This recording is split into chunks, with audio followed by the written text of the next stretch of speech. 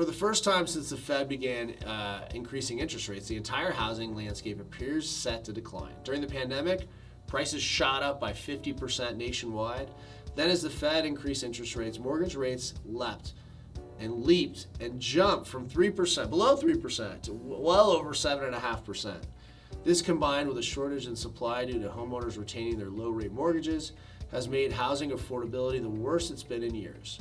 The resale market has been on a downtrend since 2022. Increased mortgage rates have impacted homebuilders, who are now anticipating reduced construction due to shrinking profits. Apartment constructions have also taken a hit from the mix of sluggish rent increases and towering financial expenses.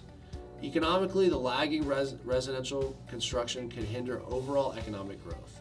Still, it is unlikely to push us into recession soon. The housing market's current behavior contrasts with 2022, where a surge in demand for new homes was observed due to the reluctance of homeowners to sell.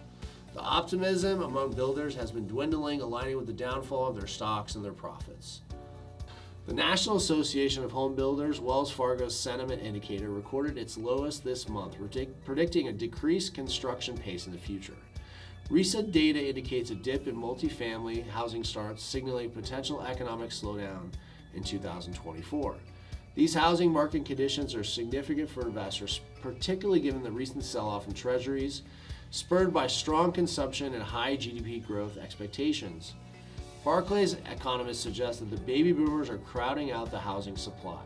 The boomer generation is significant, and with most of their children moving out, they're not pressured by high mortgage rates, given their robust equity in homes. But while baby boomers play a role, the housing crisis is a multifaceted situation. Number one, you have the housing shortage. The root of the issue is that we haven't built enough homes to meet the growing demand. Although homes from the 70s, 80s, and 90s still stand, our population has ballooned. The 1970s U.S. housed roughly 200 million people, but that number has surged to 340 million people today. Second thing, in 2008, you had the financial crisis impact. Significant decline in new home constructions in the 2010s can be traced back to the 2008 financial turmoil.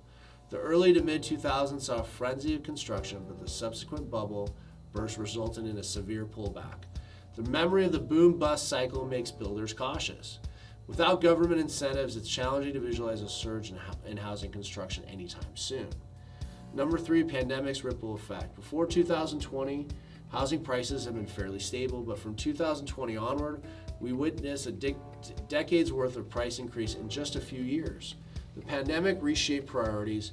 With remote work, many sought homes in more affordable regions.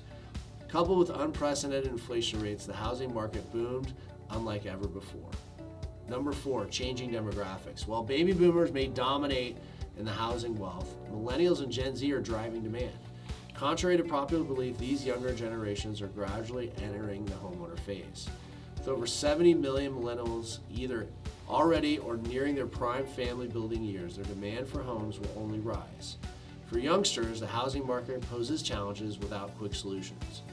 Even if mortgage rates dip, pent-up demand could offset any decrease in prices. So what can you do? You got to invest and make sure you diversify. Diversification means is always the golden rule. Don't put all your eggs in one basket. With real estate has been traditionally a good investment, it's essential to spread risk across different asset classes, stocks, bonds, and commodities. Consider real estate trusts or REITs. If direct real estate investment feels too risky, consider REITs. They offer exposure to real estate without the need to buy property directly and provide dividends from rental income. Rebalance regularly. The market's unpredictability underscores the importance of regular portfolio rebalancing. Ensure your allocations align with your long-term goals and risk tolerance. And stay liquid. In volatile times, liquidity is crucial. Many don't know this, but gold is one of the most liquid assets out there, especially if you invest with Noble Gold Investments. We have the best buyback program. Sell it back to us when you're ready, and we'll buy it back. No questions asked. You can sell to us at any time. Anything we sold to you, we'll buy back at any time. Investing in gold gives you the best of both worlds. You can enjoy gold's ability to freeze the value of your wealth and remain liquid.